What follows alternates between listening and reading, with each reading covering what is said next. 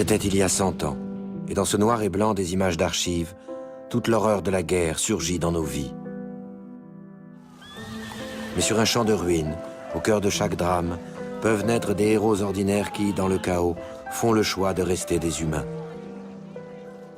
Parmi tous ces destins, c'est celui d'une femme que nous allons vous raconter. Son nom est légendaire.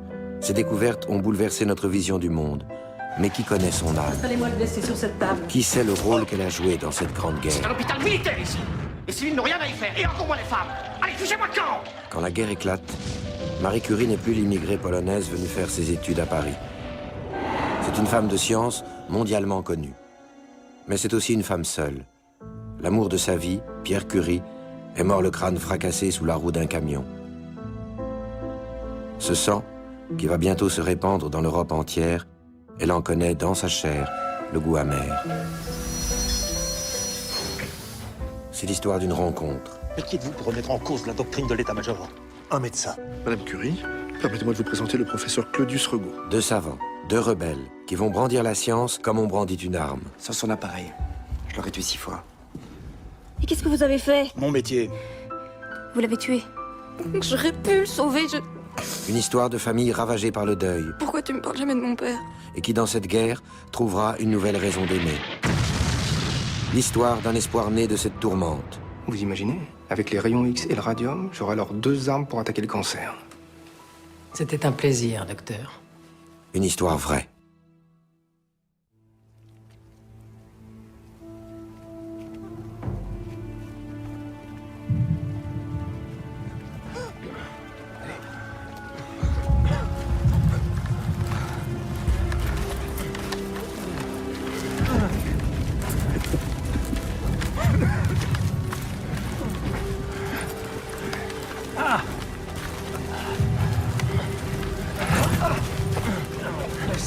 Allez, courage.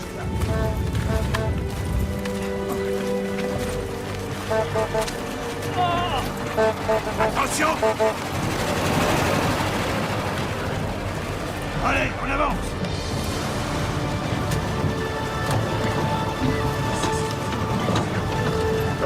Attention! Attention! Bon sang, quelle folie de venir jusqu'ici! Halte! Arrêtez-vous!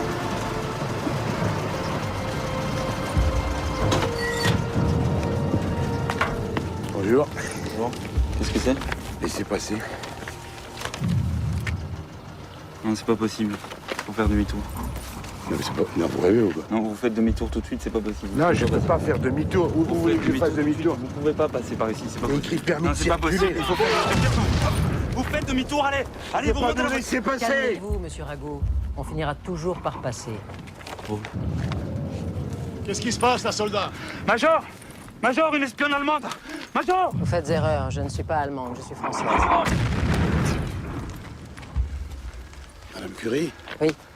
Enfin, caporal, vous lisez pas les journaux? Madame Curie n'est pas une espionne, voyons. Ravi de l'apprendre, Major. Je peux passer alors? Bah, Vous êtes bien aimable. Vous venez, Rago? Oui, oui, oui.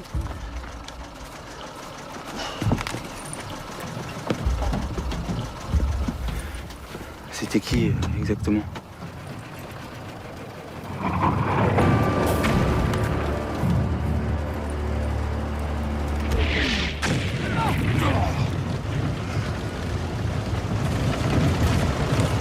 Vous êtes certain de la direction? Vous rigolez? C'est vous qui m'avez dit d'aller par là! C'est une plaisanterie, vous savez où on va quand même! Non?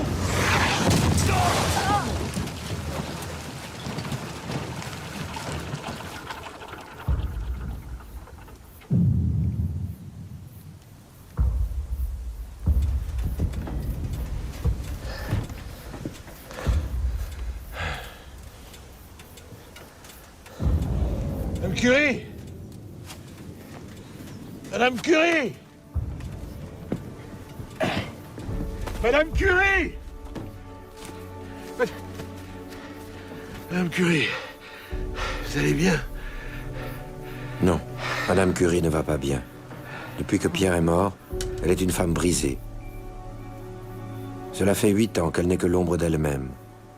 8 ans que la plus grande scientifique de son temps a perdu la passion de la recherche et le goût de la vie. Et c'est ici, loin de son laboratoire, de ses travaux sur la radioactivité, de ce radium qu'elle a découvert et lui a valu sa renommée, que Marie Curie se lance dans le combat le moins connu de son existence, et pourtant peut-être le plus important. De cette épreuve, elle reviendra plus forte et porteuse d'un trésor qu'elle offrira aux hommes. Mais pour y parvenir, elle va devoir pénétrer dans le monde des morts. Plus hauteur.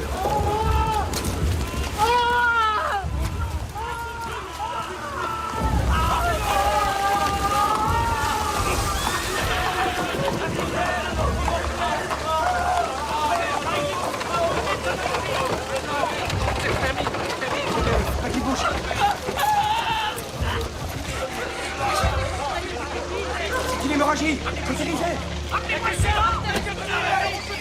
Docteur, vous pouvez venir 2 secondes, on a un problème. Qu'est-ce que vous foutez ici? Poussez-vous, ne restez pas là. Vous pouvez pas vous gêner? Docteur, C'est un hôpital militaire ici. Les civils n'ont rien à y faire, et encore moins les femmes. Allez, fichez-moi le camp. On va le faire, passez le garantaire. Allez, ici, une putain de merde. Ça pisse de partout. Allez, vous l'avez arrivé. Nom de Dieu. Madame, il faut partir. C'est trop dangereux, il y a le bruit des bombes qui se rapprochent.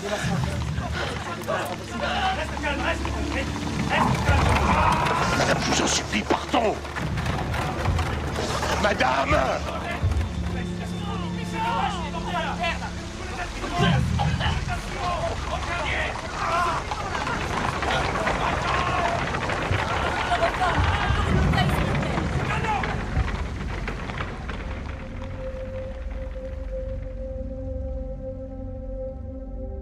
on voit à peine tes cheveux, mon Pierre, car la blessure commence là. Et au-dessus du front, à droite, apparaît l'os qui a sauté. Madame Curie.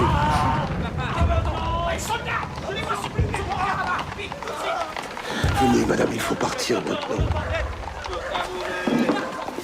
Allez chercher le matériel dans la voiture, je vais nous trouver une salle à l'écart. Allez, Rago. Vous êtes chirurgien? Dites-moi, qui est chirurgien ici? Je suis chirurgien. Enfin, j'allais avoir mon diplôme. Bon, très bien. Allez placer cet homme sur un brancard et suivez-moi. Mais c'est impossible. Écoutez, je pense pas que ce soit possible. Je n'ai pas... S'il vous plaît. Installez-moi le blessé sur cette table. Bon, mais c'est quoi tout ça? Attendez, qu'est-ce que c'est que tout ce matériel? C'est pas du tout réglementaire, ça. Ah, ça, si c'était réglementaire, on serait pas là. Hein. Madame, je ne peux pas vous laisser Vous seul. laissez quoi? Allez, ne restez pas là comme un empoté et venez m'aider. C'est quoi ce désordre? On n'est pas la foire ici. Madame, je vous ai demandé de partir, pas de soudoyer mes hommes. Vous avez 5 minutes pour quitter cet hôpital. Monsieur, je peux vous aider à sauver cet homme. Il est fichu. Et sans doute nous aussi. C'est la débâcle. Les Allemands sont trop nombreux et beaucoup mieux armés que Comme nous. vous le dites, cet homme est fichu. Vous risquez quoi à me laisser essayer? Mais bon sang, je dois vous le dire en quelle langue? Rago, allez faire démarrer le moteur de la voiture. Oui, madame. Pardon.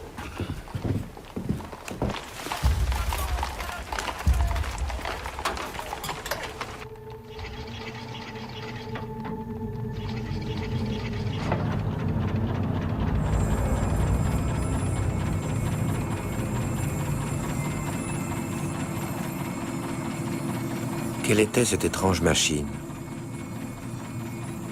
Comment Marie avait-elle pu l'acheminer sur le front de la Marne? Par quel mystère pouvait-elle sauver une vie? Tout cela avait commencé par une rencontre, une improbable rencontre, 4 ans plus tôt, en temps de paix. Alors c'est ça que vous me proposez, docteur Roux, la moitié d'un laboratoire. Comment ça, la moitié d'un laboratoire? Je vous offre de travailler enfin dans de bonnes conditions. Qu'est-ce qu'il vous faut de plus? De plus? Mais attendez, je ne rêve pas. Ça, c'est l'Institut du Radium, et moi, je n'en aurai que ça. Pour vous, je ne sais pas, hein, mais pour moi, ça s'appelle la moitié. Madame Curie, l'Institut Pasteur a pour vocation la recherche à des fins médicales. Je ne peux pas créer l'Institut du Radium sans penser aux recherches médicales. Alors vous travaillerez de votre côté, dans le pavillon Curie, et le pavillon Pasteur travaillera du sien. Chacun chez soi. Chacun chez soi.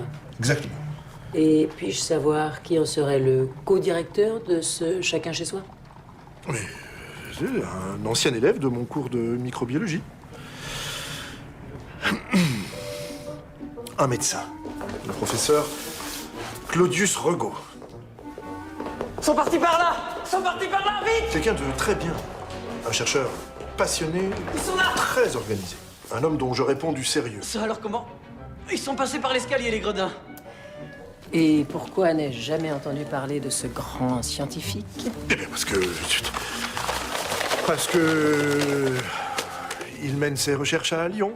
Et que Lyon, c'est pas Paris, je ne vous apprends rien. Bon, je vous assure, c'est l'homme de la situation. Un grand avenir se dresse devant lui. Croisez pour attraper. C'est votre secret, n'est-ce pas, professeur? Ça m'est arrêté.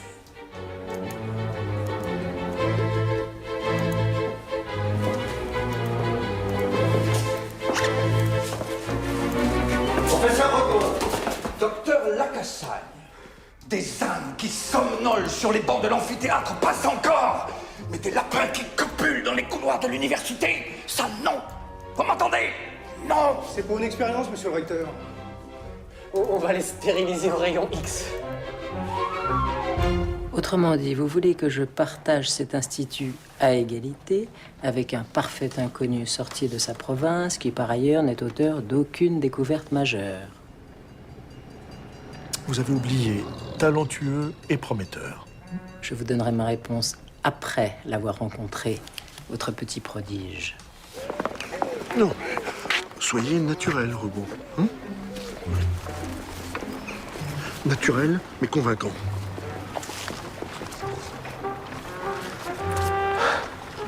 Madame Curie, permettez-moi de vous présenter le professeur Claudius Regaud. Professeur Claudius Regaud, Madame Curie.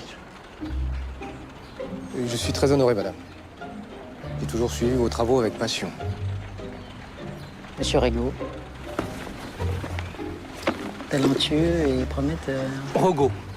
Enfin, mon nom est Regaud, avec un rond. Expliquez-moi, monsieur Regaud, en quoi vous seriez la personne idéale pour co-diriger cet institut? Eh bien, je travaille en fait sur l'effet des rayons sur les cellules. Les rayons X. Attendez, je vais vous montrer. Voyez-vous, j'ai commencé par étudier l'action des rayons sur les spermatozoïdes. De lapins.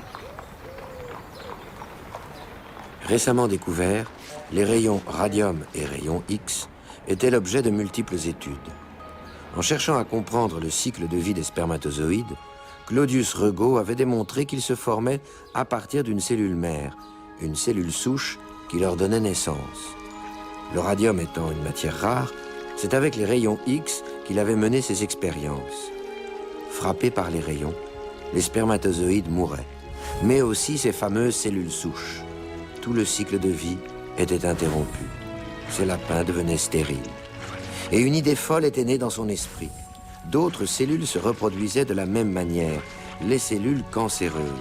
Alors, si on pouvait stériliser les spermatozoïdes, peut-être pourrait-on stériliser les cancers. Tout ça est très intéressant, monsieur Regaud, mais vous n'êtes pas le seul à utiliser les rayons contre les tumeurs. Mais moi, j'ai une stratégie.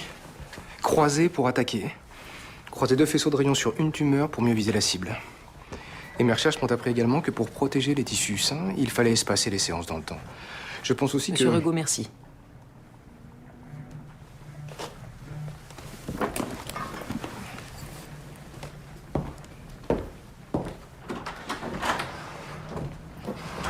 J'aurais une requête, docteur Wu.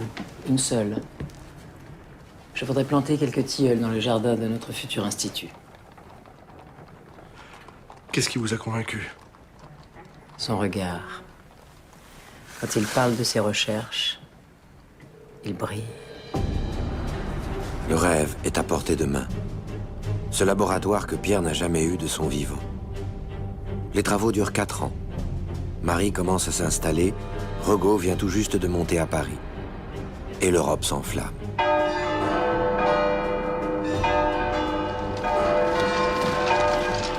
« 8 millions de soldats partent sous les vivats. l'Institut du Radium n'ouvrira pas. Regaud, père de 4 enfants, est mobilisé. Marie, elle, a grandi en Pologne, un pays occupé. Elle sait ce que le mot guerre veut dire. Alors, comment se joindre à la liesse collective?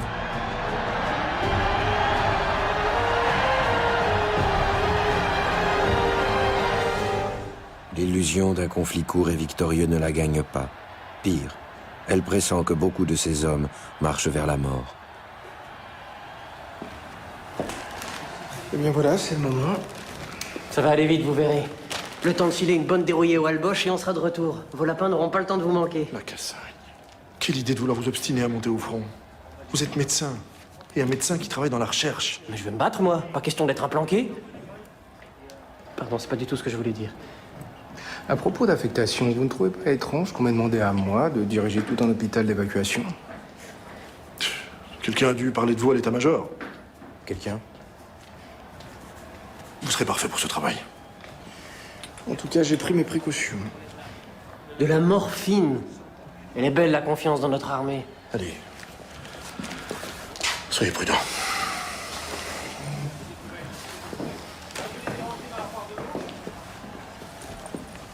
Revenez-nous vite. Je vous confie mon laboratoire. Vous le retrouverez comme vous l'avez laissé, monsieur Regaud.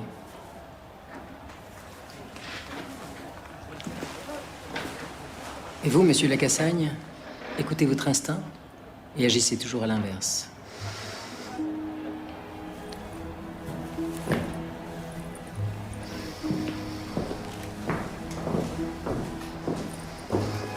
Prenez soin de vous.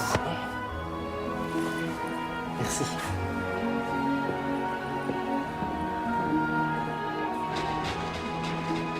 Puisque je ne peux pas monter au front, je pourrais peut-être mettre en place des laboratoires de bactériologie pour l'armée. Je ne suis pas certain qu'on ait mesuré les risques infectieux liés à un tel rassemblement d'hommes.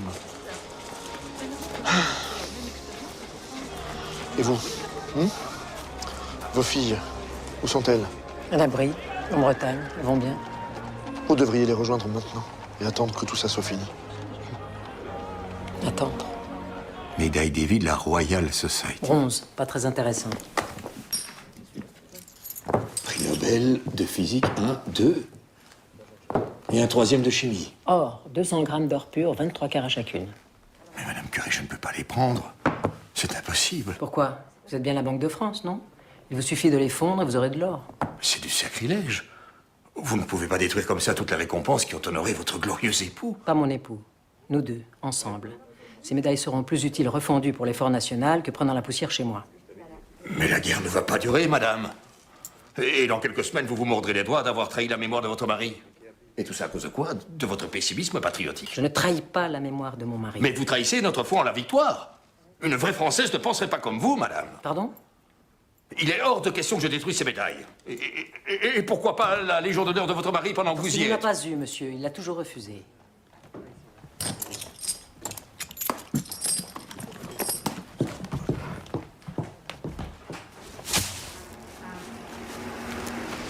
Quel imbécile! Tu n'en avais rien à faire de ces médailles. Imaginez que moi je puisse te trahir, c'est... Tu me manques tellement. Ça fait 8 ans que je suis mort, Marie. 8 ans que je suis morte. Tout le monde me prend pour une femme forte, comme si rien ne pouvait m'arriver. Première femme professeure à la Sorbonne, première femme prix Nobel, mais je n'ai jamais voulu tout ça. Tout ce que je voulais, c'est vivre avec toi, travailler avec toi. Je sais, mais tu n'as plus le choix. Tu dois continuer à être forte.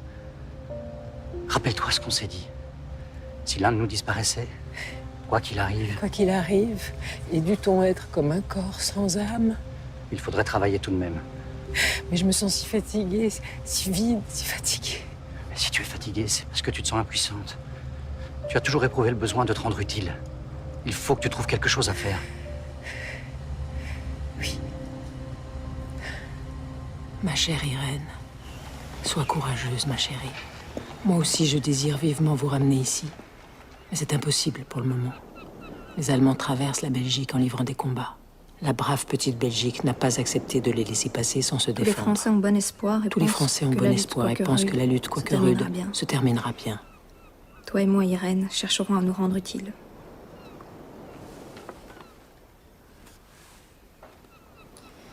Le pays polonais est occupé par les Allemands. Je ne sais rien de ma famille. Bien des gens manqueront, hélas, après cette guerre. Il s'agira de les remplacer.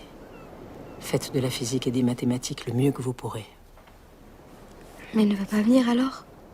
Non, mais il ne viendra pas.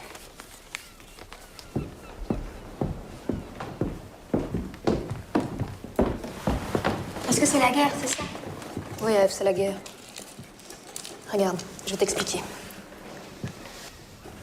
Joffre a décidé d'attaquer vers l'Est. Espérons que ce soit une grande victoire. Une grande victoire? La jeune Irène se trompe. Le plan de Joffre est bien d'atteindre la frontière, jusqu'à l'Alsace-Lorraine ravie par les Allemands en 1870. Mais il est une donnée que l'état-major français a sous-estimée. Celle que Marie et Regaud redoutaient. Les armes modernes. Le soldat ne court pas au-devant d'une grande victoire, mais d'une grande boucherie. Des corps meurtris, déchiquetés, des gueules cassées.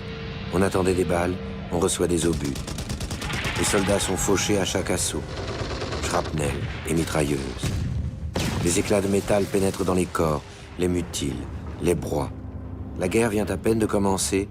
Les morts et les blessés se comptent déjà par dizaines de milliers. Face à ce flot continu de blessés graves, le service de santé se débat pour ne pas être submergé. Et c'est au cœur de ce chaos que Regaud, après des jours d'errance sur des voies de chemin de fer bombardées, découvre son affectation, à quelques kilomètres de la ligne de front.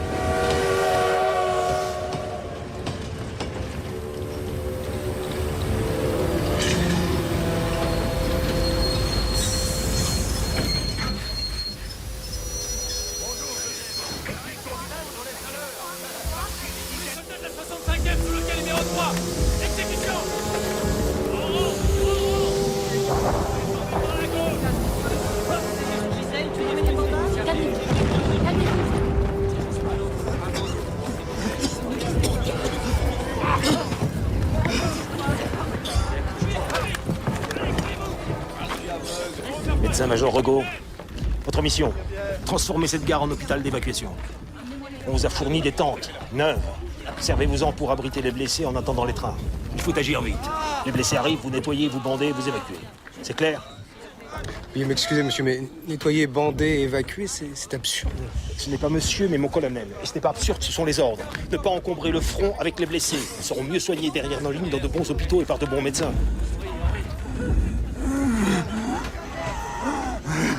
Regardez-les, ils ne sont pas évacuables. Vous avez pensé au risque d'infection? Mon Dieu, vous n'avez pas lu les derniers rapports scientifiques sur les armes modernes? Alors quand on ne sait pas, médecin-major de 2e classe, on ferme son claquet. Regardez-le bien, cet homme. Il y a moins d'1 heure, il est tombé dans une embuscade.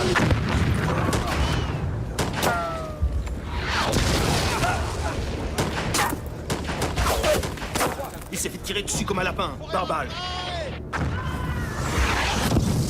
Alors, médecin-major, inutile de vous rappeler que dans tous les rapports scientifiques, il est clairement stipulé qu'avec les armes modernes, allemandes comme françaises, la balle tirée va si vite qu'elle s'échauffe, au point que sa chaleur détruit toutes les impuretés. Si bien que la balle devient stérile avant d'atteindre sa cible. Moins on en fait, mieux on fait. Voilà la devise. Nettoyer, bander, évacuer. C'est clair? Et les uniformes? Quoi, les uniformes? Que la balle devienne stérile, je veux bien l'entendre, mais l'uniforme qu'elle traverse, lui, ne l'est pas. Ni la boue que la balle doit entraîner avec elle dans la plaie. Non, monsieur, les risques d'infection sont loin d'être négligeables. Regardez, on a plus de blessures par obus que par balle, alors... Je vous l'ai déjà dit, ce n'est pas monsieur, mais mon colonel. Oui, mon colonel, mais je me permets d'insister. C'est une erreur d'évacuer les soldats sans les soigner. Mais qui êtes-vous pour remettre en cause la doctrine de l'état-major? Si vous n'êtes pas un savant, mais un militaire. Et un militaire, ça obéit aux ordres. Et les ordres, c'est vous emballer, vous étiqueter, vous expédier. Est-ce clair, capitaine? Très clair, mon colonel. J'emballe, j'étiquette et j'expédie. Je ne suis pas Très bien. J'ai encore 3 autres hôpitaux à mettre en place. Alors, si vous avez d'autres questions aussi passionnantes... Aucune, mon colonel. Les ordres, suivez les ordres, et tout ira bien. Et rompez. Les ordres. Que peut faire un homme seul face à une doctrine imposée par un état-major? Doit-il être soldat? Peut-il être médecin?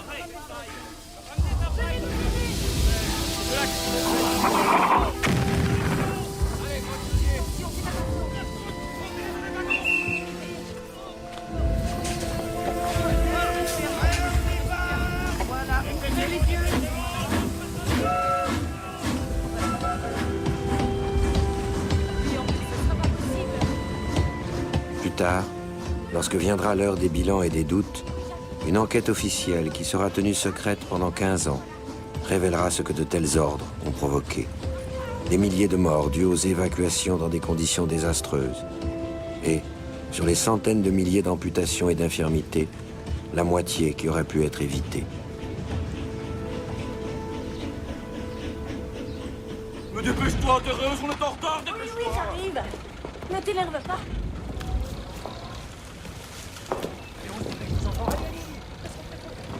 Si c'est une chambre que vous cherchez, c'est pas ça qui manque.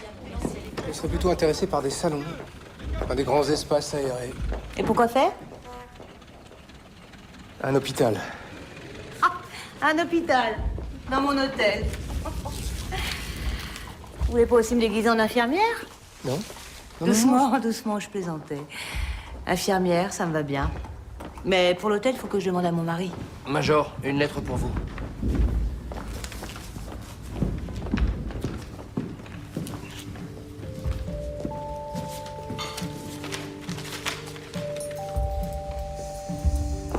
Mon cher petit chat, il paraît qu'à l'Institut Pasteur, on a tué tous les animaux qui n'étaient pas nécessaires. Désires-tu toujours qu'on te garde les lapins radiographiés? Et dans le cas contraire, sont-ils bons à manger? Les lapins. Eh oui, son laboratoire est déjà loin. Et pourtant, à l'heure où Claudius Regaud prend le risque de désobéir, il ignore qu'à Paris, Marie est sur le point d'en faire autant. Vous allez me porter ça à la poste pour Lyon.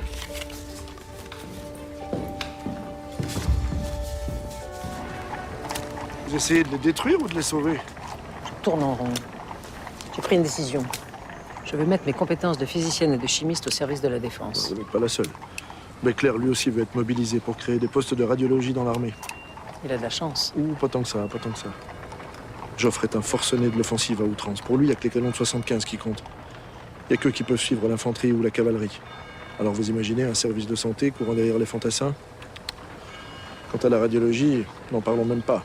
Beckler pense que ce sera vraiment très difficile d'imposer de l'intérieur de l'armée une technique aussi récente et mal connue. Et de l'extérieur, ce serait plus facile? Allez savoir. Non, ce qu'il nous faudrait, c'est une personne compétente que ni l'armée allemande, ni l'armée française ne pourraient arrêter. Pour les rayons X, j'en connais la théorie. Mais pour la pratique, il faudrait que je demande à Beckler. Et que j'en aurais fini avec mes tilleuls.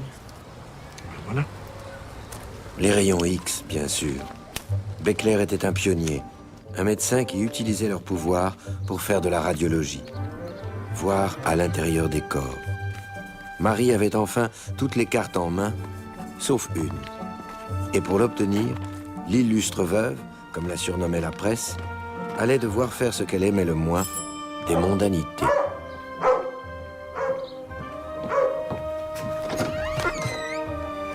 J'aimerais parler à la princesse Murat, s'il vous plaît. Qui dois-je annoncer? Marie Curie. Oh, Madame Curie, je vous en prie, entrez, entrez.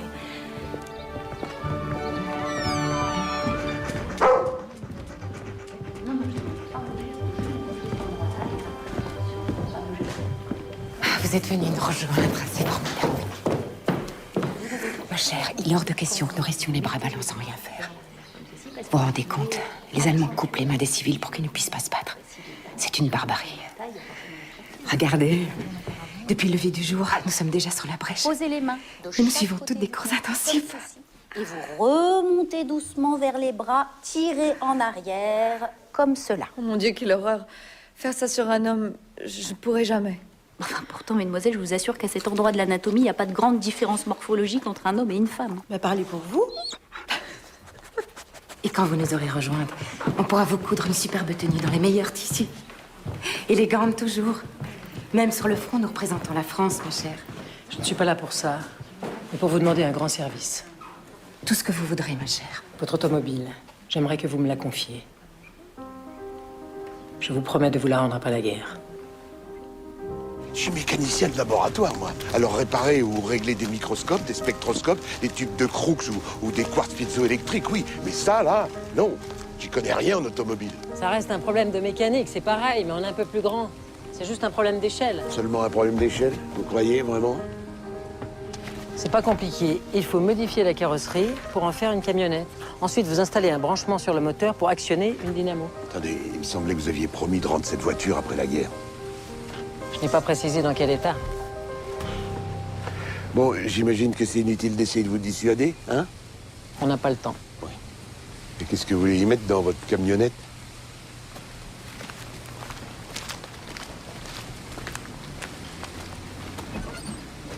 L'appareil Aréoïdes de Monsieur Regout? Il n'est pas à Paris, ça ne lui manquera pas. Allez, Rago, au travail. Il faut faire vite, en effet. En un mois, Marie s'est donné les moyens d'agir. Mais il n'a pas fallu plus de temps aux Allemands pour déborder nos lignes. Les Français battent en retraite devant l'attaquant qui fond sur la capitale. Le gouvernement fuit. Marie, elle, décide de rester. On commence à prévoir la possibilité d'une invasion de Paris, auquel cas nous serions coupés. Si cela arrive, supporte-le avec courage. Car nos désirs personnels ne sont rien devant la grande partie qui se joue maintenant. Tu dois te sentir responsable de ta sœur et veiller sur elle. Maman a trouvé à se rendre utile et moi, je suis là, coincée à tricoter des pulls pour les soldats.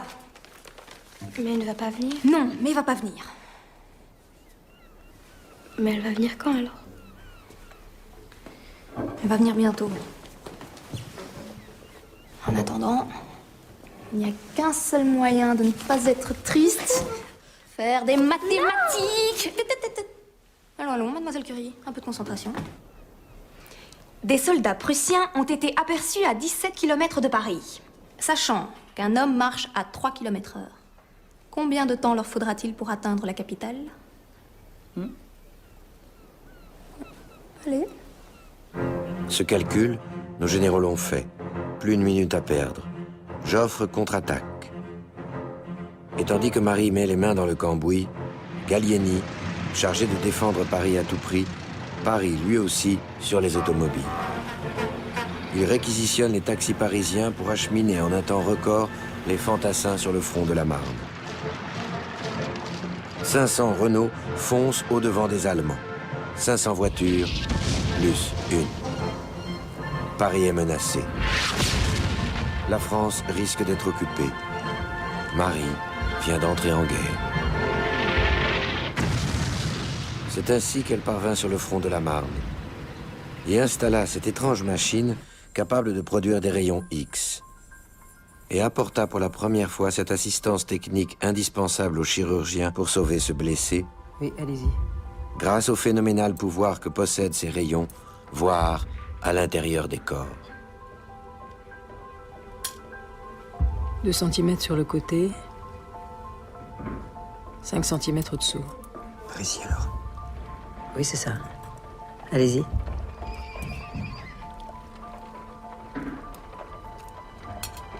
Là. C'est incroyable, c'est magique.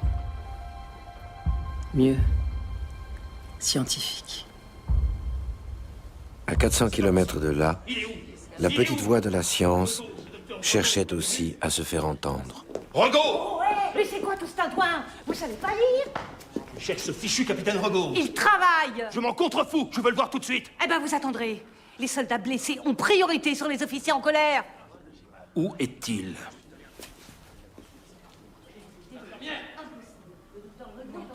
C'est pas bon. Amputation. Moi, j'ai pas d'autre solution. Non, je peux pas perdre ma jambe. Hein. Je suis paysan, moi. Comment vous voulez que je cultive mon champ avec une seule jambe? On peut plus attendre, docteur Hugo. L'infection a déjà commencé. Non, non, je vous en prie, pas ma jambe. Le docteur Roux vient de nous envoyer un bactériologiste. Il peut faire des prélèvements et les analyser. Si on connaît la nature exacte de l'infection, on pourra peut-être la stopper. Bah, faut faire vite alors. Alors dépêchez-vous d'aller le chercher. Merci, docteur. Merci. Tenez-vous. Ah, capitaine, vous n'avez pas oublié aux ordres. Vous savez ce que vous risquez, espèce de petit peine-cul? Je ne sais pas, non. Je n'ai pas eu 1 minute pour lire le règlement. Ni 1 minute pour répondre à vos télégrammes, désolé. Ne vous fichez pas de moi, je vais faire un rapport et vous verrez. C'est la cour martiale qui vous pend au nez. Très bien. Seulement veuillez indiquer dans votre rapport que sur les 7000 blessés passés entre nos mains, nous n'avons eu que 120 morts. 120 morts? Où sont passés les autres? Et c'est encore 120 de trop. Mais dites-moi, mon colonel, je serais curieux de savoir ce qu'il en est des autres hôpitaux. Ceux qui évacuent sans opérer les blessés, ceux qui obéissent aux ordres. chercher un médecin tout de suite. Ça n'a pas été tout le temps le cas. Vous vous rendez compte? Regardez, 1, 2, 3, 4, 5, 6, 6. Une demi-douzaine d'éclats. Tout situé exactement là où elle le disait. Sans son appareil. Je l'aurais tué 6 fois. Brancardier, préparez le suivant. Pourtant, j'ai essayé d'opérer en me servant d'une radiographie, mais ça n'a rien donné. Une radiographie? Une seule? Vous n'aviez qu'un seul cliché? Ah oui, pourquoi? Et pour reconstituer une image en volume, il faut au moins 2 points de vue différents. C'est la base.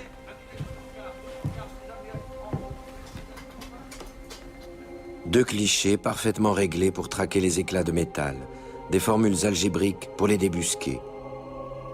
La radiologie naissante n'avait pas encore su convaincre les chirurgiens de son utilité. Mais pour un esprit scientifique comme Marie Curie, féru de précision et de mathématiques, c'était un jeu d'enfant. La médecine n'était plus seulement l'affaire des médecins. Madame, vous permettez? Je vous en prie. Une révolution était en marche. Des chercheurs comme Marie et Regaud possédaient un savoir capable de sauver des vies. J'évacue les blessés légers après le tri qui est fait dès leur arrivée. Les autres sont traités sur place jusqu'à ce qu'ils soient stabilisés. Ce qui va à l'encontre des ordres. Mais ce qui est cohérent avec le bon sens. Le nombre de mélis est actuellement de 550 et je le porterai à 700 dans quelques jours. Le reste est une question d'organisation. On n'a pas de temps à perdre, sinon on va être submergé par le nombre. Et ça?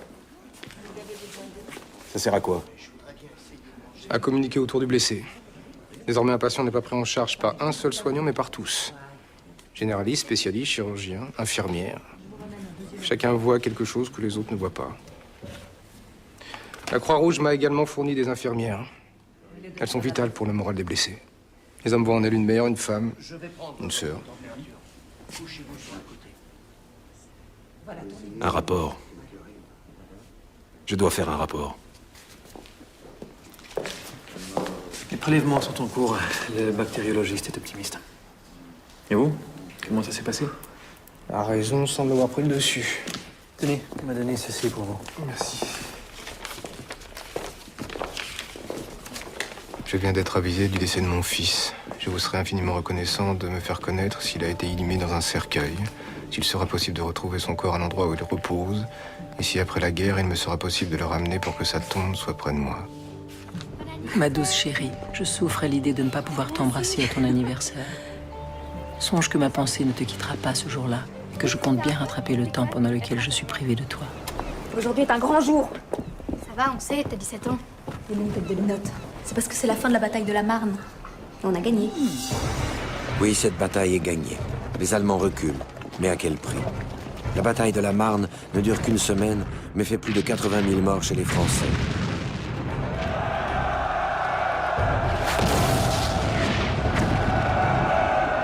Et sans la résistance héroïque des Belges, qui prive les Allemands de 120 000 combattants, Paris serait tombé. La population commence à prendre la mesure du désastre. Le scandale de la prise en charge des blessés éclate dans la presse et à l'Assemblée. Pour l'avoir dénoncé, le journal de Clémenceau est censuré. Il reparaît aussitôt sous un nouveau nom. La France ne peut plus faire semblant d'ignorer le sort qu'elle réserve à ses combattants. Le président de la République, Raymond Poincaré, se déplace en personne à Gérardmer. Amère victoire pour Claudius Regaud. Son hôpital rebelle est devenu un modèle et un outil de propagande. Le symbole du souci que la nation porte à ses pauvres blessés. Était-il dupe, notre héros d'un jour? Pouvait-il croire que tout allait changer dans cette France ébranlée, désorganisée par la guerre? Et c'est pour cela que, sur recommandation du général Joffre, j'ai décidé de remettre au docteur Claudius Regaud la Légion d'honneur. Ce jour-là, même la médaille qu'on devait lui remettre avait été oubliée.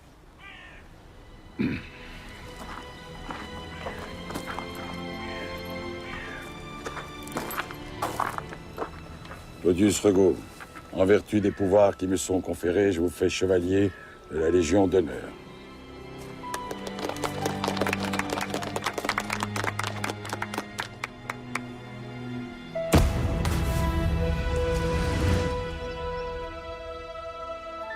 était un peu fier, bien sûr.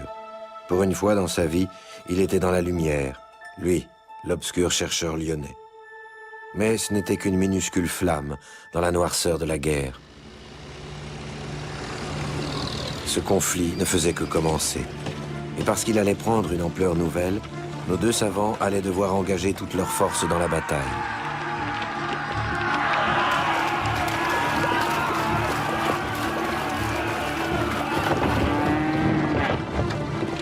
Les deux puissances s'élancent vers la côte pour tenter de prendre les ports stratégiques de la mer du Nord.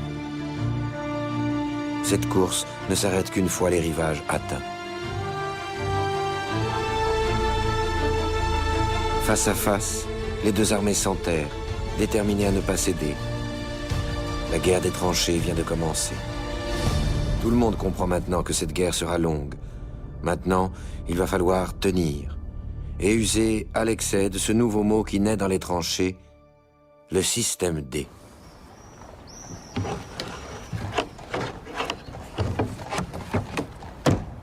Et 2-3. À ce compte-là, je peux me reconvertir en mécanicien automobile et ouvrir un garage après la guerre. Oh, arrêtez de vous plaindre, c'est agaçant à la fin. Eh, criez pas sur moi, je suis cardiaque, je vous rappelle. Vous avez vu? L'opinion publique l'a emporté. Ah, les choses vont changer.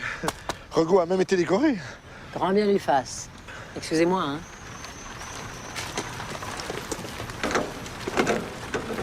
Qu'est-ce qu'elle a?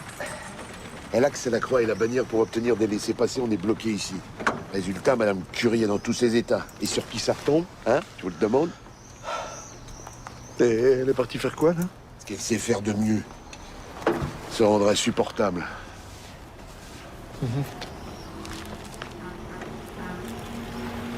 Ah. La Légion, hein?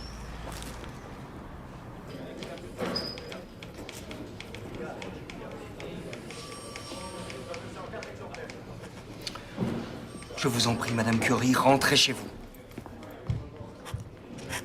Je vous assure que ce n'est pas en restant comme ça devant moi que vous obtiendrez vos autorisations. Bon, et si je vous promets de parler au colonel?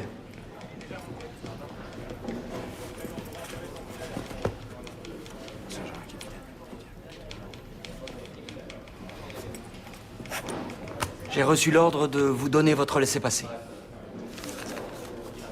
Destination. Laissez en blanc, je remplirai moi-même. Pour éviter que je revienne vous embêter, donnez-moi plusieurs. Non mais vous plaisantez?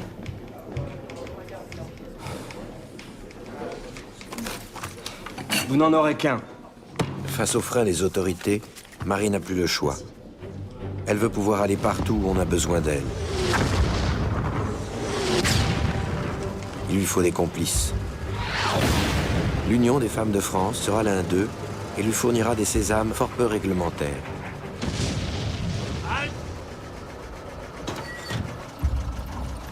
Votre capacité à ignorer la hiérarchie a quelque chose de... Rafraîchissant? Passez votre vie dans un pays occupé où l'on vous interdit de parler votre langue, monsieur Rago. Vous verrez qu'on finit vite par se méfier de toute forme d'autorité.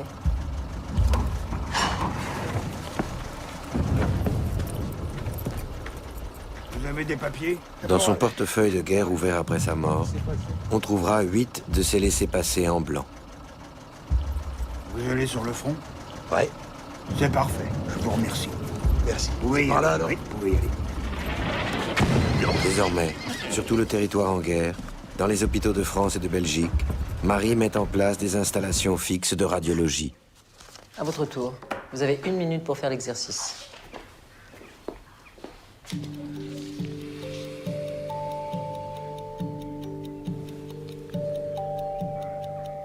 Mais il ne suffisait pas de trouver, installer et régler le matériel. Encore fallait-il former le personnel capable de l'utiliser.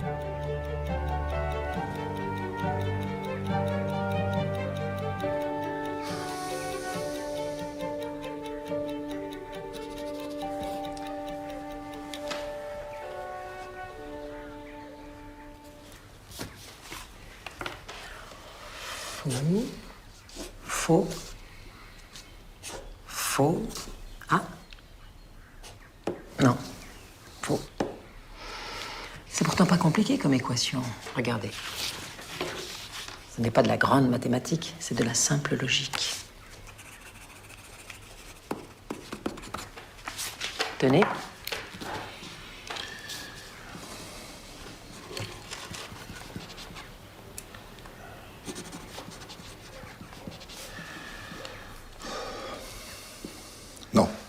Non, je comprends pas. Vous le faites exprès? Je ne vous permets pas. J'exerce à la médecine depuis plus de 30 ans. Et c'est censé me rassurer.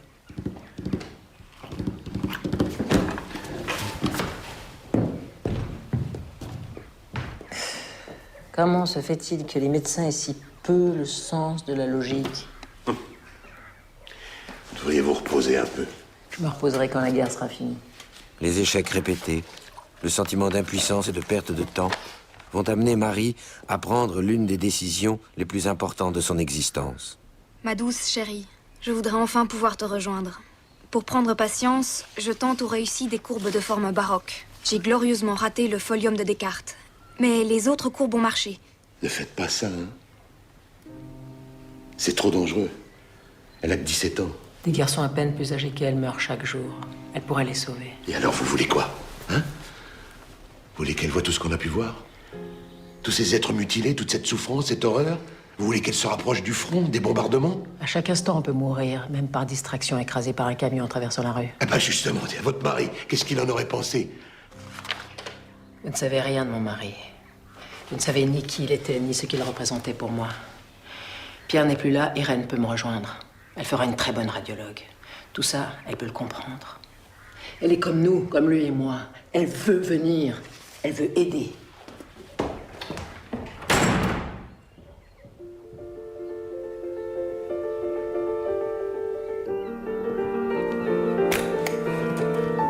C'est pas juste. Moi aussi j'ai envie de voir, mais...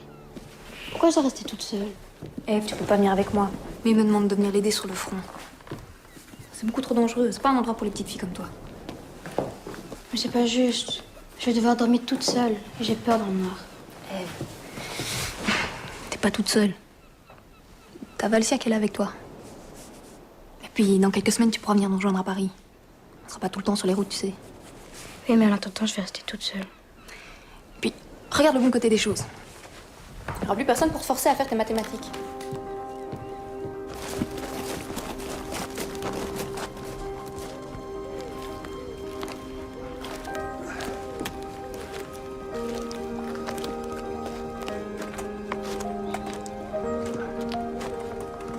Mais...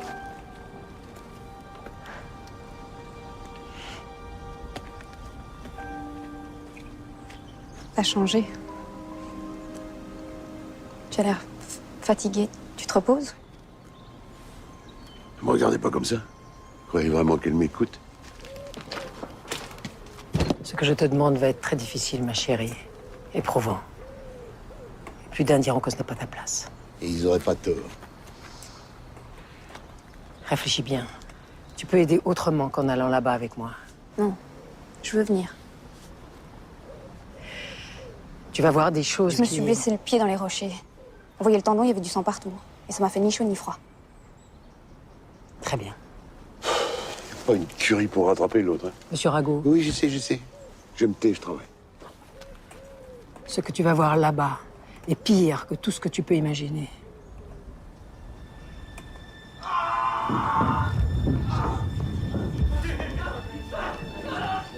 Irène a seulement 17 ans lorsqu'elle accepte d'entrer en guerre aux côtés de sa mère.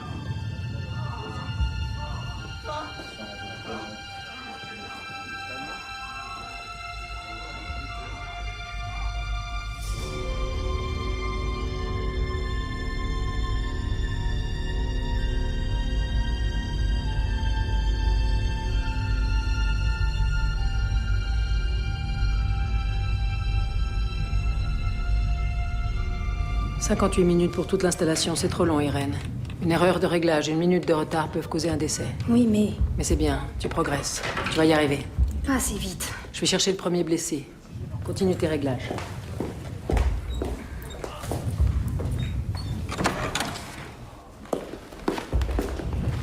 Un éclat, sans doute, c'est profond, dans la cuisse, mais impossible de savoir exactement où c'est. Tu prépares les plaques photographiques? On n'a pas le temps, on va opérer sous radioscopie. Quoi, tout de suite? Oui. Préparez-vous à intervenir, je vous dirai quoi faire au fur et à mesure. Bien. Irène, inverse la position du tube. Bonnette? Oui. Voici.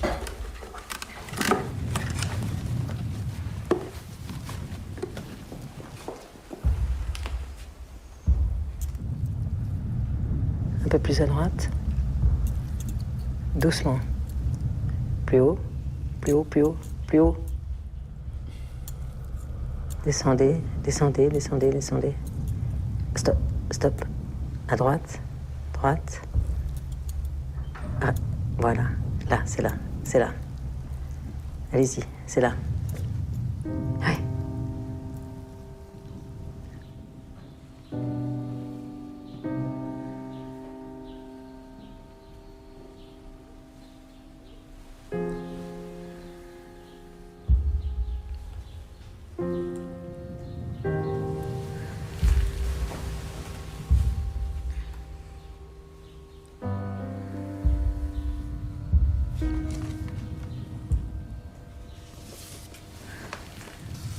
Il fallait bien du courage à une mère pour entraîner son enfant en plein cauchemar.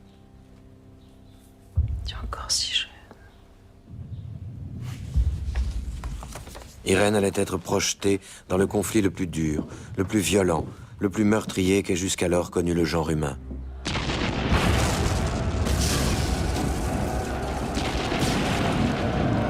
Au cours de cette seule année 1915, les offensives d'Artois et de Champagne font 250 000 morts, dans chaque camp.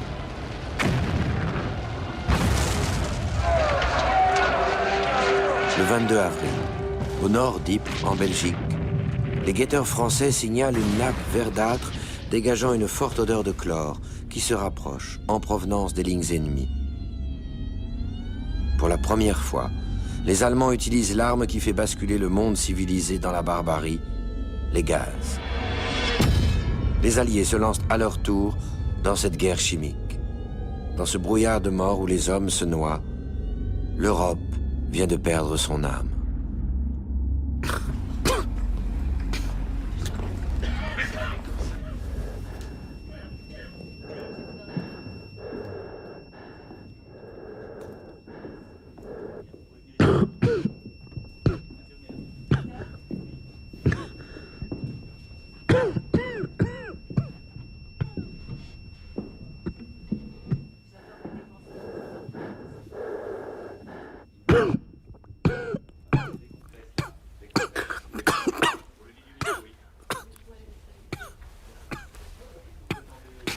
On me l'a expliqué. Quand on installe le rideau, et que le docteur Regaud s'assoit près de vous, c'est que vous allez mourir. Oui, vous allez mourir. Et la bataille ne sont pas passés, vous avez gagné.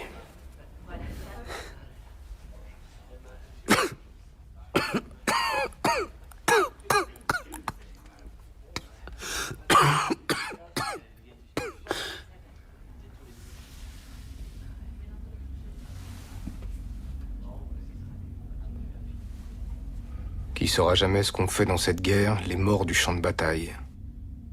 On se bat pendant des jours sur les cadavres des jours précédents, auxquels s'ajoutent ceux de la journée.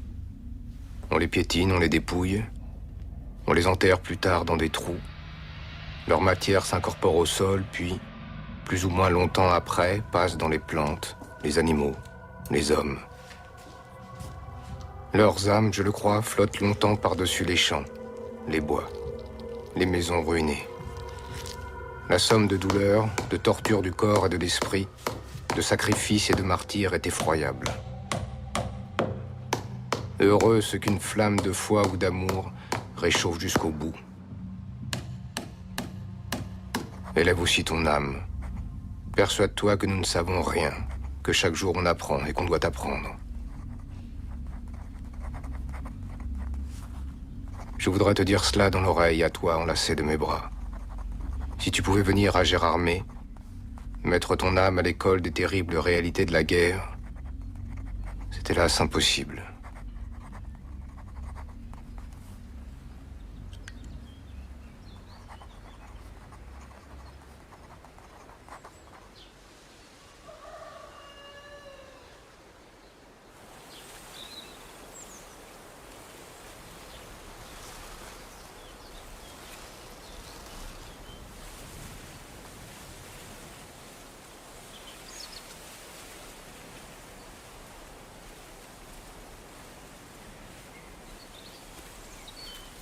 Comment vous faites pour faire face à tous ces morts?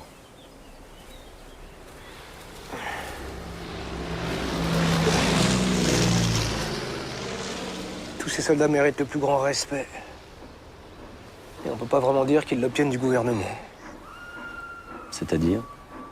On a de plus en plus de blessés, qu'ils sont de plus en plus cruellement. Mais les soins, eux, restent toujours approximatifs. Qu'est-ce qui ne va pas? Mais tout! On manque d'équipement, de fournitures. Les évacuations se font encore dans des conditions effroyables. Sans parler de la hiérarchie. Ici, un médecin qui n'a opéré que des furoncles, mais qui porte des galons, a plus de poids que le meilleur professeur d'université. Résultat, pour être efficace, il faut désobéir. Et beaucoup n'osent pas. Ou quand ils le font mal, parce qu'ils ne sont pas mis au courant des progrès faits dans d'autres hôpitaux. Et qui êtes-vous? Dans le civil, adjoint au maire et député. Justin Godard, pour vous servir. Monsieur le député, je ne vous avais pas reconnu. Pas de souci. Quelques mois plus tard, Justin Godard quitte son poste de brancardier pour entrer au gouvernement. Il devient urgent de réformer la santé aux armées. C'est à lui que cette charge est confiée.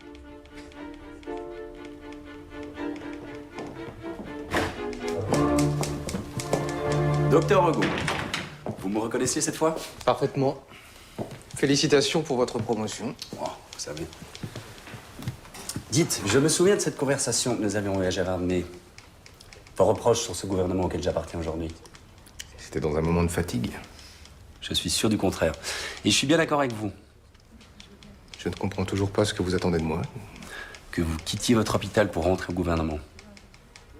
J'ai besoin d'hommes comme vous.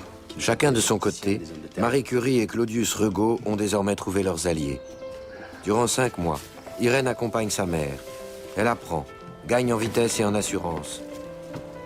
Pendant que Regaud met sa méticulosité de chercheur et son sens de l'organisation au service d'une réforme en profondeur. Marie et Irène mènent une vie d'itinérance, montant et démontant inlassablement le matériel de ces voitures radiologiques que les soldats n'allaient pas tarder à baptiser les petites Curies.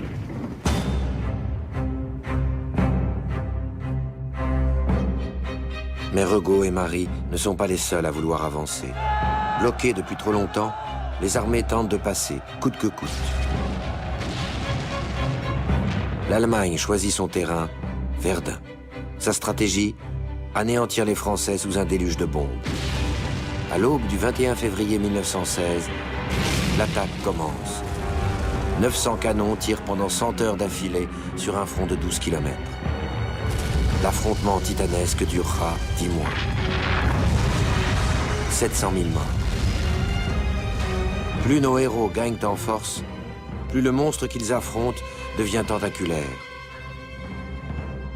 Pour Marie, l'heure du sacrifice a sonné. Alors, ma chérie, tu es prête? Yes, sir. Sois prudente. Et surtout évite autant que possible les opérations sous radioscopie. Trop d'exposition aux rayons pourrait te faire du mal. Promis. Je vous la confie. Madame Curie, vous êtes sûre de ce que vous allez faire? C'est trop dangereux, vous lui faites prendre trop de risques. Vous devriez... Tout d'abord, Rago, elle sera sous votre aile. Ensuite, en nous séparant, nous pourrons former 2 fois plus de personnes, installer 2 fois plus de postes de radiologie et sauver 2 fois plus de blessés. Oui, mais c'est quand même pas une raison Pensez pour... à votre cœur, Rago. Argumenter avec moi n'a jamais été une bonne idée. Mais comment c'est possible d'avoir un pareil caractère de... Je prendrai soin de moi et je conduirai avec prudence, je vous le promets. Ouais. Une femme qui conduit une automobile, c'est contre nature.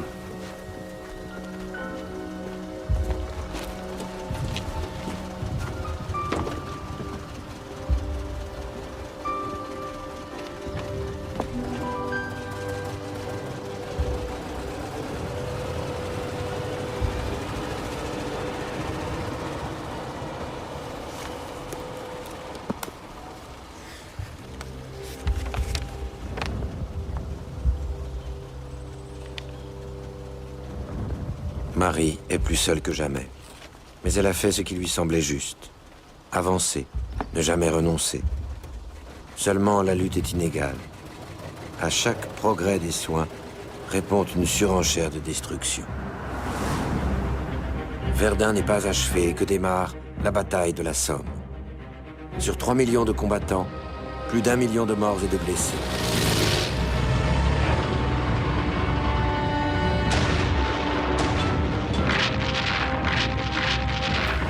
La guerre est passée à l'échelle industrielle.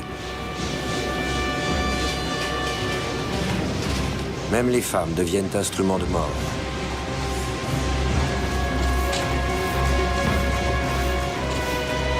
Marie Curie contre-attaque. Mesdames, face à l'armée qui tue, il est temps d'opposer une armée qui soigne et qui sauve. Vous serez cette armée. Après 2 années d'absolue indifférence, le service de santé vient de reconnaître l'importance de la radiologie dans les hôpitaux de l'Avent. Et nous avons besoin de gens habiles et débrouillards. Ce métier s'offre à vous, mesdames. Il est au moins aussi utile que de fabriquer des obus à la chaîne, à la différence près que lorsque la paix sera revenue, il le sera encore.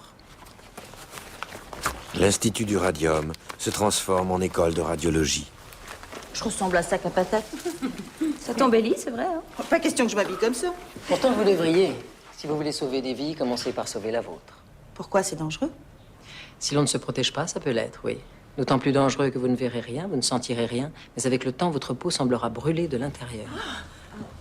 C'est pourquoi vous devez comprendre comment fonctionne cette machine, comment l'apprivoiser.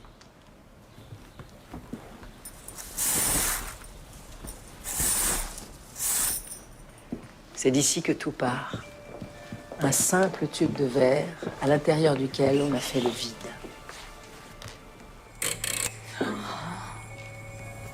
Cette lueur a intrigué bien des savants, a suscité d'étonnantes expériences.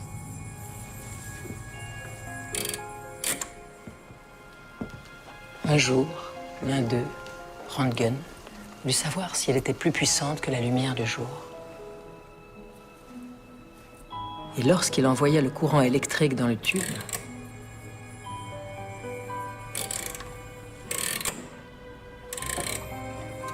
dans son laboratoire, Röntgen possédait un écran phosphorescent comme celui-ci,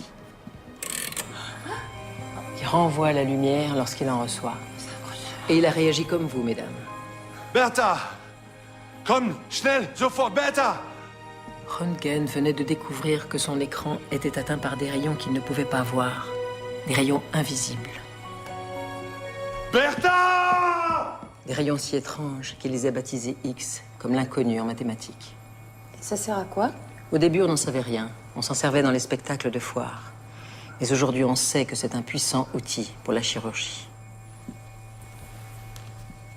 C'est vrai que c'est incroyable. C'est vrai, ça va faire une extraordinaire. Je vois que vous avez compris, mademoiselle. Oui.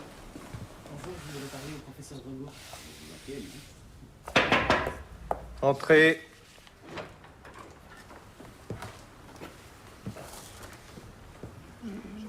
Si je vous dérange, je peux revenir à ma prochaine permission, hein, à mon retour des Dardanelles. La Cassagne.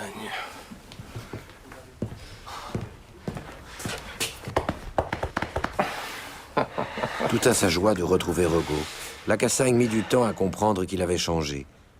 Ça va, professeur? Très bien. Et vous? Le plus étonnant, c'est la camaraderie. Les petits jeux du pouvoir, les intrigues, les bassesses, les planqués l'ont épuisé. Il y a l'horreur de la guerre, oui, mais il y a aussi de vraies rencontres. Fortes, uniques. Un peu le contraire du monde de la politique où aucune rencontre n'est vraie. Et où est donc passé votre enthousiasme? Enterré sous une pile de dossiers, seulement je ne sais plus laquelle.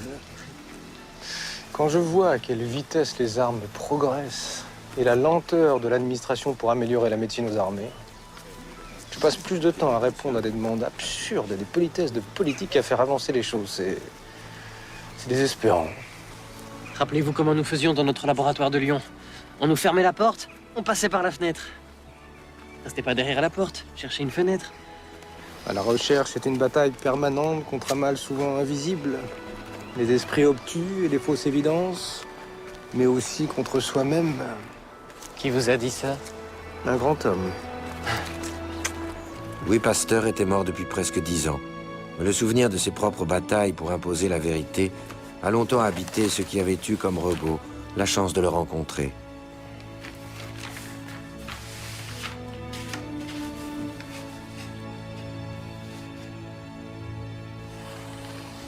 Alors ici, il y aurait les laboratoires et la radiologie. Comme je vous l'ai dit, on ne peut plus concevoir une médecine moderne sans eux. Là, l'hospitalisation, un bâtiment par spécialité, et là, les salles de cours. On pourrait faire venir les meilleurs, chirurgiens, médecins, bactériologistes, histologistes, l'élite réunie en un lieu. Ils pourraient non seulement prendre en charge les blessés, mais croiser leur savoir, faire progresser les méthodes et en faire profiter les équipes soignantes du front. Dans chaque corps d'armée, des médecins se relaieraient pour venir quelques jours ou quelques semaines, se former aux pratiques les plus récentes et les plus efficaces, et ensuite les propager. Vous ne dites rien. Vous voulez que je vous dise? Je ne pensais pas que vous tiendriez aussi longtemps. Un seul lieu, regroupant les soins, la recherche et l'enseignement. Regaud venait tout simplement d'inventer l'hôpital universitaire moderne. Face à la modernité des armes, se dresse enfin la modernité des soins. Je vous souhaite à tous la bienvenue dans cet hôpital de Bouleuse. Vous y rencontrerez les meilleurs médecins dans leur domaine. Vous travaillerez sur des cas pratiques. Et à l'issue de ces quelques jours de formation, vous retournerez au front, armé de techniques nouvelles. Au moment où il prononce son discours, Regaud n'imagine pas jusqu'où il portera. Au-delà de l'Atlantique, sur un autre continent, l'Amérique. Car l'Allemagne vient de commettre une erreur fatale. Elle déclare la guerre marine totale. Ses sous-marins font feu sur tous les navires, civils ou militaires, ennemis ou neutres. Parce qu'ils deviennent eux aussi une cible, les États-Unis entrent en guerre.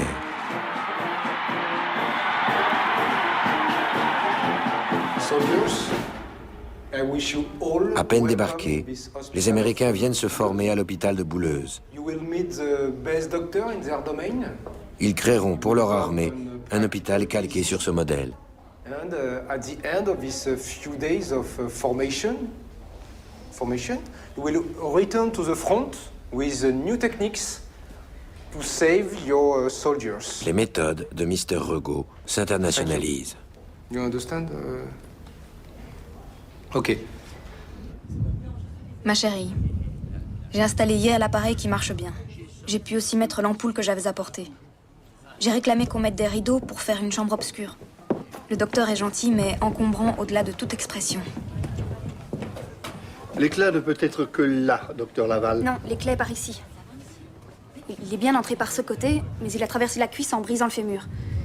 Vous ferez moins de dégâts en incisant par ici. Vous ne connaissez pas, n'est-ce pas? Je n'ai pas besoin de tout votre fatras pour savoir comment il faut opérer. C'est vrai que j'ignore qui vous êtes, monsieur, mais... je peux vous assurer que vous avez tort. Quel âge avez-vous, mademoiselle, pour me parler comme ça? 19 ans demain. Eh bien, bon anniversaire, fillette. Allez, écartez-vous.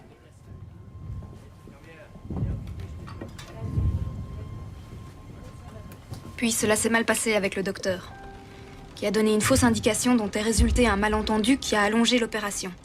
Mais heureusement, j'assistais et cela s'est arrangé. J'ai reçu d'Ève des bonbons dont je la remercie. Je t'embrasse bien. Irène. Tu peux être fière d'elle. Je le suis. Elle te ressemble tellement.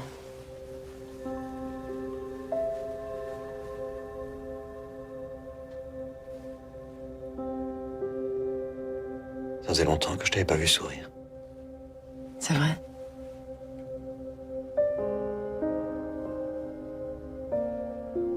Cette guerre t'a épuisé.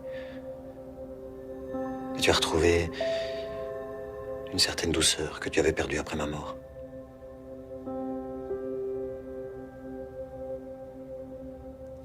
Je te vois en chacun d'eux, Pierre.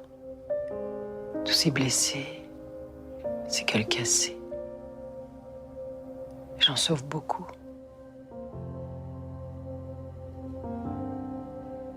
J'ai de nouveau envie de travailler.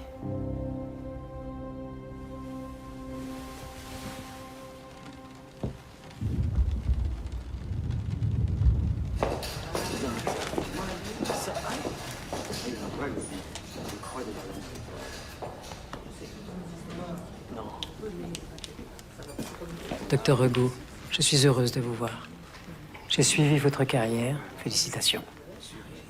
Et vous, merci pour ce que vous avez fait. Sans vos petites curies, le bilan de cette guerre aurait été encore plus désastreux. Vous savez que la radiologie a enfin été prise en charge par l'armée?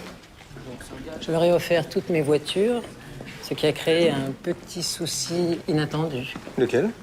Je suis repassé dans l'illégalité. D'après le règlement, il est interdit à une femme de conduire un véhicule militaire. L'armée est une vieille fille qui a ses habitudes. J'aimerais que nous ouvrions un hôpital à l'Institut. Je crois que nous devons être plus ambitieux. Nous devons croire que notre radium peut servir le monde. Ça nous permettrait de ne pas nous limiter à la recherche, mais bien de lier recherche et soins. Et c'est comme ça qu'on comprend. C'est comme ça qu'on avance. Je le vois tous les jours ici et les progrès sont considérables. Toute cette organisation qui a été expérimentée et améliorée à Bouleuse pour le traitement des plaies de guerre pourrait être appliquée au traitement du cancer. Et vous pensez que mon travail sur le radium pourrait vous être utile?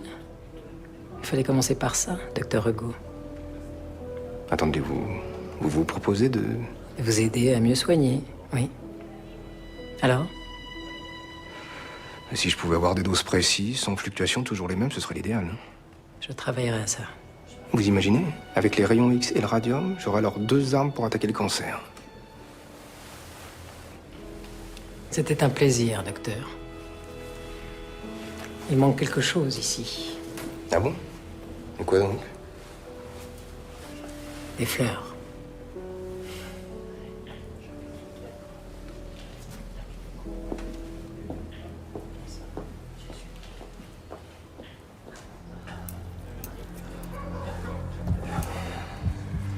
Y a rien, je sens rien. Vous êtes sûr de vous? Absolument sûr. Continue sur la gauche. La vôtre. D'accord.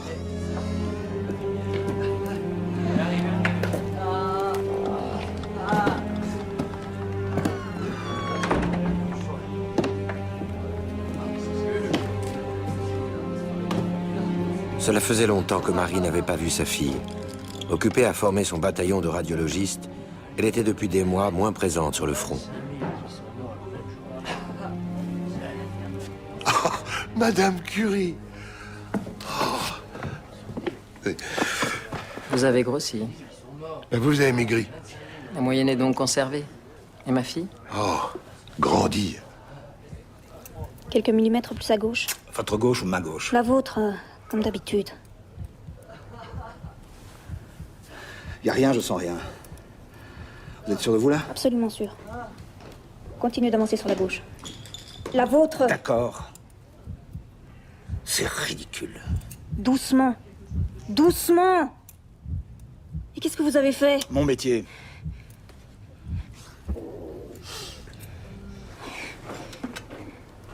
Vous l'avez tué. Bravo, vraiment.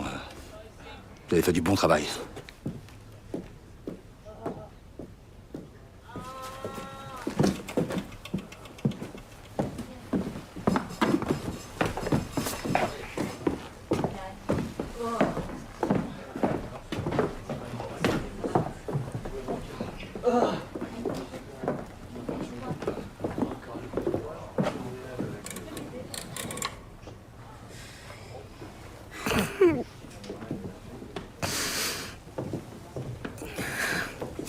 Irène. J'aurais pu le sauver, Tu devrais arrêter un peu. Repose-toi. Il aurait mieux fait de rester le nez dans mes carnets de maths. Ici, il n'y a que bêtises, gâchis. Il n'y a rien de logique. La guerre va bientôt se terminer. Je comprends enfin. Pourquoi t'as toujours refusé de sortir de ton laboratoire? J'avais tort. Depuis le premier homme que j'ai pu sauver grâce à la radiographie, il n'y a pas un jour sans que j'envie Röntgen qui a découvert ces rayons X. Depuis 4 ans, j'envie un Allemand. Non, Irène. Les sciences, même les mathématiques, ne doivent pas rester hors du monde. Elles sont au cœur du monde. Et ça, c'est ton père qui me l'a appris. Pourquoi tu me parles jamais de mon père? Depuis qu'il est mort, tu nous as jamais parlé de lui. Je ne pouvais pas. Tu dois avoir l'image d'une mère remuant des tonnes de minerais au milieu d'un hangar gelé, pendant que ton père donnait des cours pour gagner de quoi nous faire vivre. Becquerel venait de démontrer que l'uranium émettait des rayonnements venant de la matière elle-même. Et peu de temps après, nous faisions une énorme découverte. Le radium et le polonium. Oui, contenu dans ce minerai, dans cette pêche blinde qui émettait infiniment plus de rayons que l'uranium qu'il contenait.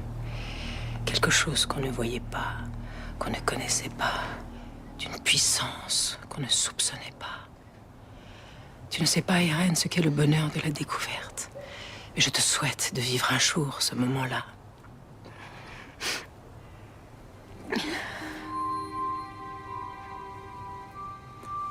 Ce radium qu'on voulait tellement voir, qu'on espérait beau, dont on parlait ton père et moi jour et nuit.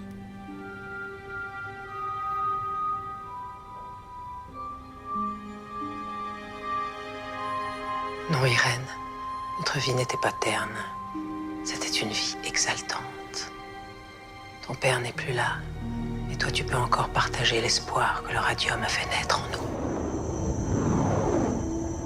Percer les secrets de l'atome, changer notre vision du monde, comprendre d'où vient la puissance de son rayonnement.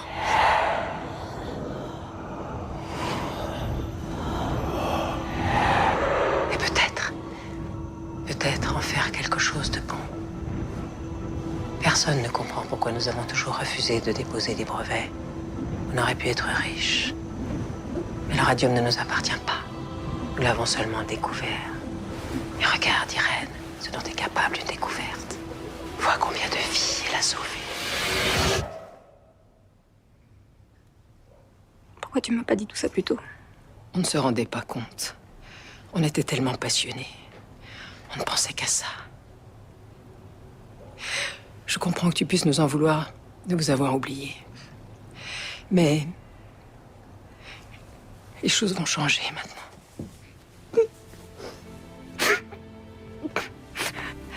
Je te le promets. Je te promets. Dans toute bataille, l'histoire de chaque combattant se mêle à des destins plus grands. Et un jour, c'est l'espoir qui renaît.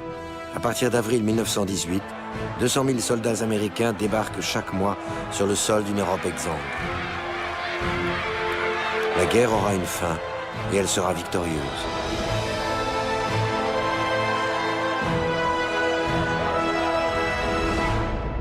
En Allemagne, la population affamée est à bout de force. Le 3 novembre, le gouvernement allemand est renversé.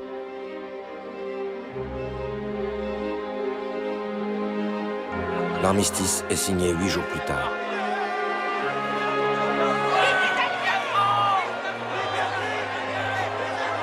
Ce jour-là, toute la famille Curie se retrouve à Paris. Rago, il faut fabriquer un drapeau bleu, blanc, rouge. Quoi, vous voulez que je couse aussi? Exactement, mon cher Rago. Y a pas une Curie pour rattraper les deux autres, hein?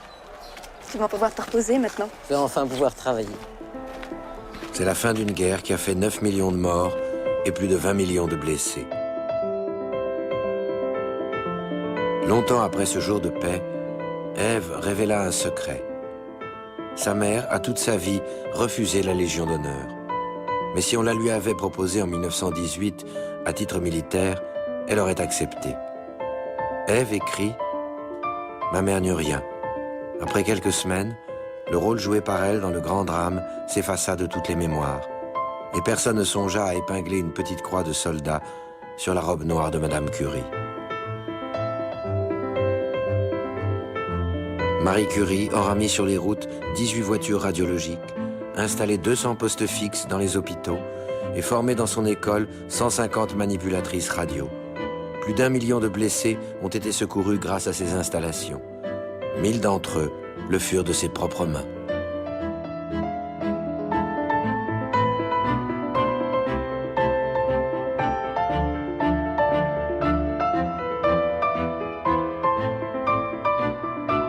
Ce que ces faits de guerre lui ont apporté, elle l'écrivit peu après de sa main, une grande douceur.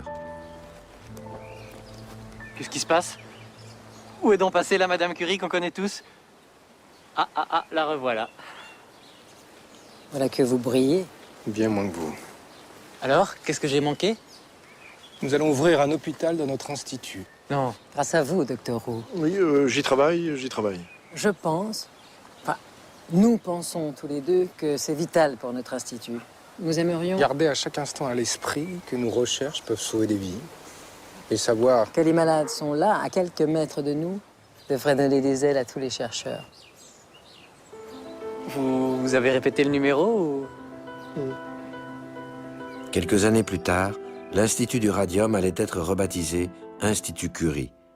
Le nom de Claudius Regaud, lui, allait tomber dans l'oubli. Pourtant, c'est lui qui posa les bases du traitement du cancer par radiothérapie.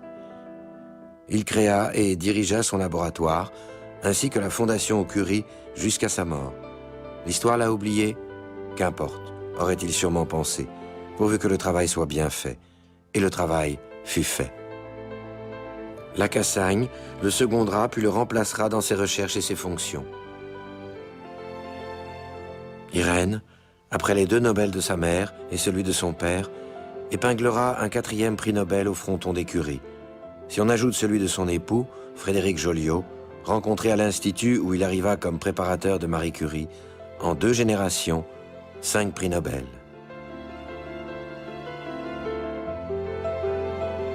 Marie, quant à elle, aura réussi à fournir les doses précises de radium que lui réclamait Claudius Regaud. Elle lui laissera même son gramme de radium, celui qu'elle avait eu tant de peine à isoler avec son Pierre.